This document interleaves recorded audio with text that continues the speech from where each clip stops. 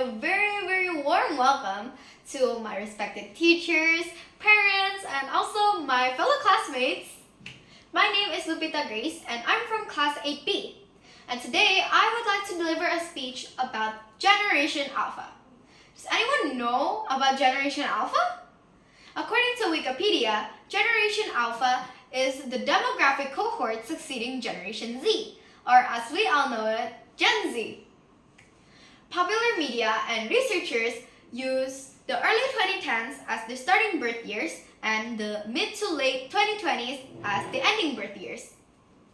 You might be wondering, what will happen to our future generation?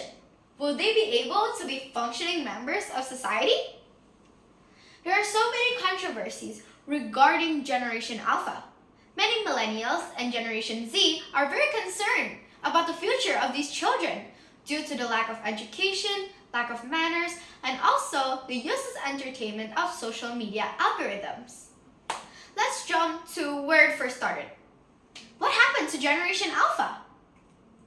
Teachers all over social media have reported that Generation Alpha cannot read on grade level, meaning that they cannot read on the level that they're supposed to be on.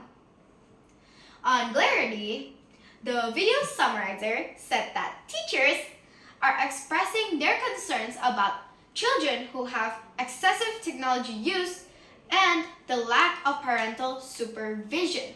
They said that the situation is dire with so many students not being able to read, write, nor comprehend on grade level, exhibiting poor behavior and disrespect for authority.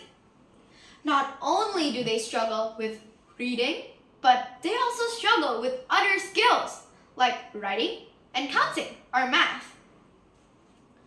How come? What happened to them? How did this happen? Well, many people say that this is due to the excessive amount of screen time that Generation Alpha have. In addition to that, because of the pandemic, Generation Alpha, and so many other people actually, had to learn through their screen, which affected their quality of learning.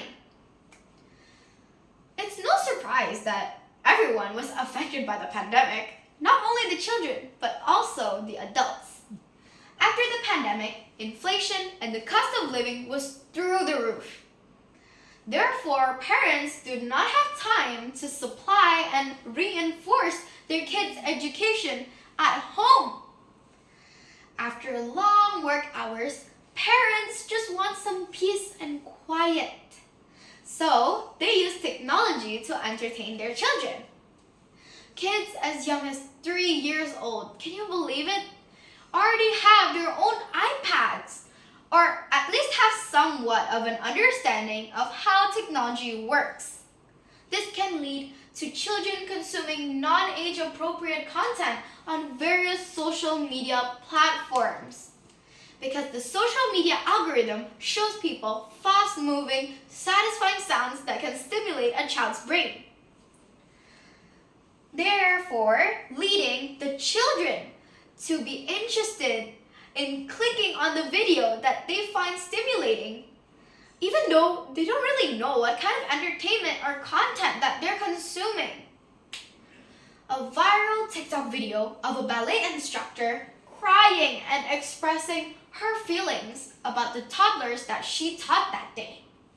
She claimed that little 5 years old children do not have any respect for any authority figure, and when they were asked to please stand in your designated area, they fought back. Then the teacher told the parent. Could you believe what the parent did? The parent, instead of cooperating with the teacher for the better of her kid, she fought back and protected her kid. So here's the issue. Parents use gentle parenting as an excuse to not put their children in place and teach them how to behave. I'm not saying that all parents are like this, of course not. Nor am I saying that gentle parenting doesn't work. I'm just saying that gentle parenting.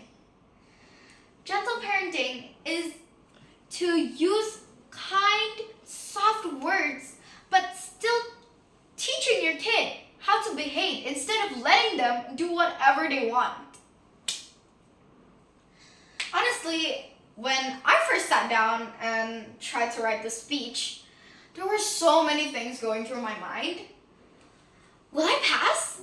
Or will I just be at a loss for words?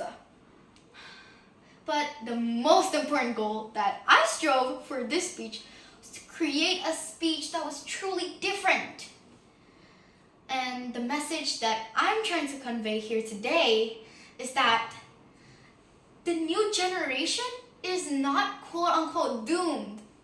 With the right education, parenting, and also their passion to dig deeper and learn, this future generation has the most advantage and they can live a successful life in the future. That's all from me today. Thank you very much.